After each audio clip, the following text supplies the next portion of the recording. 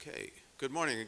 I'm Tony Cortese, as you probably know by now, and we're here to start the real dialogue and the real work. And it is opening day for the Red Sox. I assume there are a few Red Sox fans here in the world champion Boston Red Sox, as I might say. I have a t-shirt that says, I support the Boston Red Sox and any team that beats the Yankees.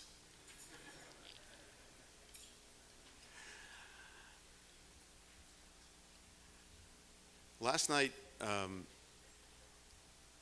Jonathan Lash said something very profound. He said a lot of things that were profound, but one of the most profound things that he said is that the climate crisis, which, by the way, in my opinion, is now just the worst indicator of the fact that humans are living out of sync with its life support system, is an existential issue. We started getting into a lot of the discussions, why are we here? Last night we began the discussions about focusing on the investments. And that's an important piece, but it's not the only reason that we are here.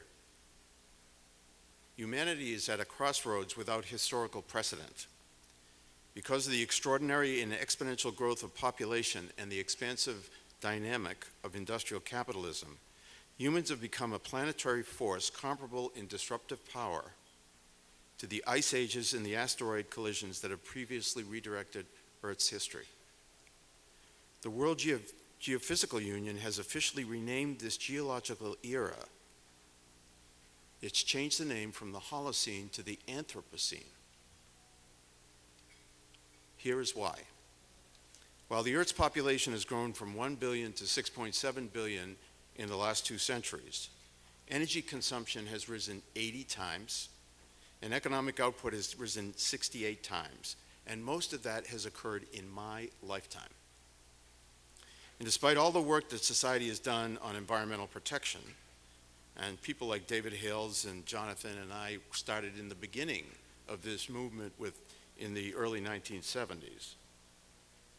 All our living systems, the oceans, the rivers, the lakes, many of the water supplies, the fisheries, the forests, the grasslands, the soils, the coral reefs, the wetlands, are all in long-term decline, despite all the incredible work that we've done to try to protect them.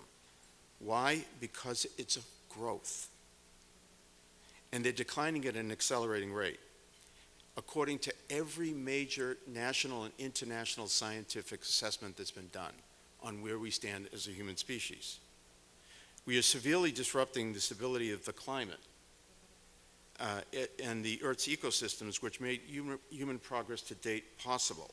If we don't solve the climate crisis, the chance of solving any of the health, social, economic, political, or other issues will not be possible.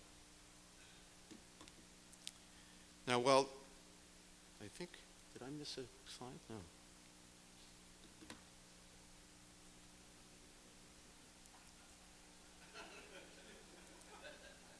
The overwhelming scientific information tells us that we must leave 80% of the fossil fuel assets of major companies and countries in the ground if we are to avoid catastrophic climate change. And what are we doing? We are racing at breakneck speed to extract every amount of fossil fuel that's in the ground, that's in the oceans, every place on the planet as fast as we can. This is a partial list of the scientific organizations that have said that climate change is real, it's caused by humans, and it's threatening to the viability of civilization. That's a partial list. At the same time, there are huge social, economic, and public health challenges worldwide. Nearly 3 billion people are without sanitation and make less than $2.50 a day. Over 1 billion lack adequate supply of safe drinking water and/or adequate nutrition. And as we all know, the gap between rich and poor within and among countries is of historic proportions, and there is political and economic instability worldwide.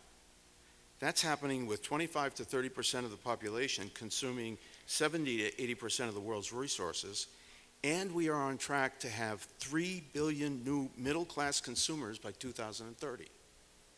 Houston, we have a problem, as they said in Apollo 13. We need a transformative shift in the way we think and act individually.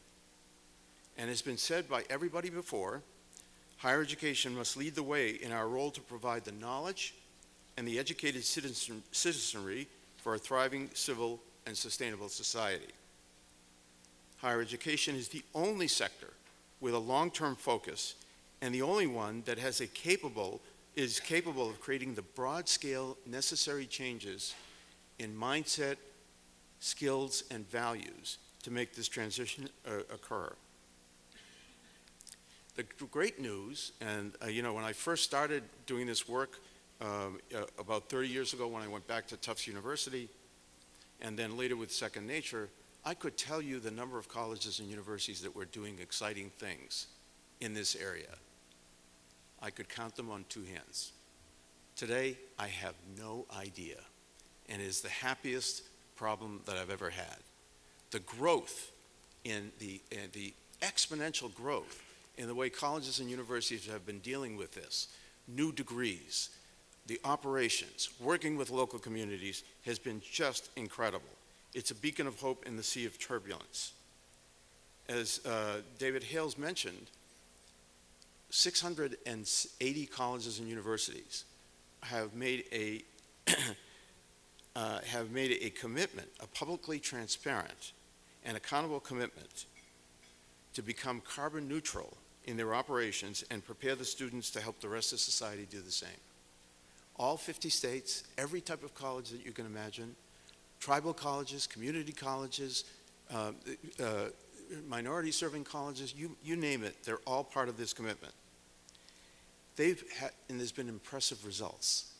In 6 years, there's been a 25% reduction in greenhouse gas emissions among these schools while they've been growing. And they've saved over $2 billion in cost. It is an incredible and impressive story. Higher education is the only sector in society that's committed to do what is scientifically necessary and get us to zero carbon footprint. No other sector has made that commitment. And by the way, for the first time since World War II, higher education has actually dealt with a major social challenge without being prompted by the federal government or required by the federal government or funded by the federal government.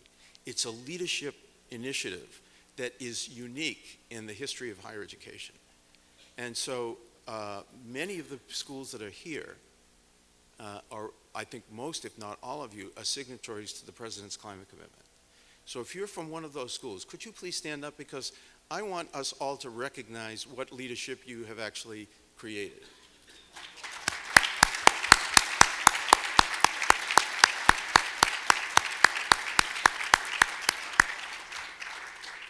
We started this with 12 schools, and within 9 months, we had 400, and that was incredible. And the genesis of this conference is to talk about what we haven't done. And we've done very well with the educational piece, we've done very well with the operational piece, but we have not done well with the investments. In a large sense, it is ironic that we have to have this conference. Why? If the economic system told the truth about the real cost to society of its actions and was designed for the mutual benefit of and well-being of people, communities, and nature, all investments would be socially and environmentally responsible in a broader sense. We wouldn't have to have this discussion. Yet we have to have this discussion because the economic system does not work with all the kinds of incentives that Bob Litterman was talking about last night. And so thank you for all of you coming together to make this a huge difference. Now, the Supreme Court this week decided that there should not be limits to financial contributions to elections because it's equivalent to free speech and protected by the First Amendment. Very bad thing. Barbara Simonetti, who I will introduce momentarily, suggests that we use our investments to speak for a just and sustainable society. We use our money to speak for a just and sustainable society. So the challenge we have today is how to make this a reality in an appropriate way in all our institutions. And we hope you'll be able to go back and take it and be able to go back to your institutions and be able to address these issues more appropriately. But as Jonathan Greenblatt just told us, what we do at a bunch of individual institutions is necessary, but it's not sufficient. And so the question is, how can the investment community, the foundation world, and higher education work together to actually make this something that becomes second nature in all of higher education? And that's what I hope we will do today. So thank you. And let me introduce one of the most important people that's helped us in shaping this conference, Barbara Simonetti. And Barbara?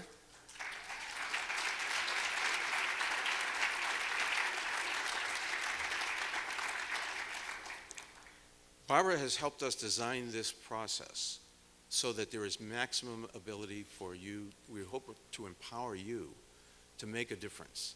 And we're going to work collectively together to try to figure out ways that we can really make this movement second nature, if you will.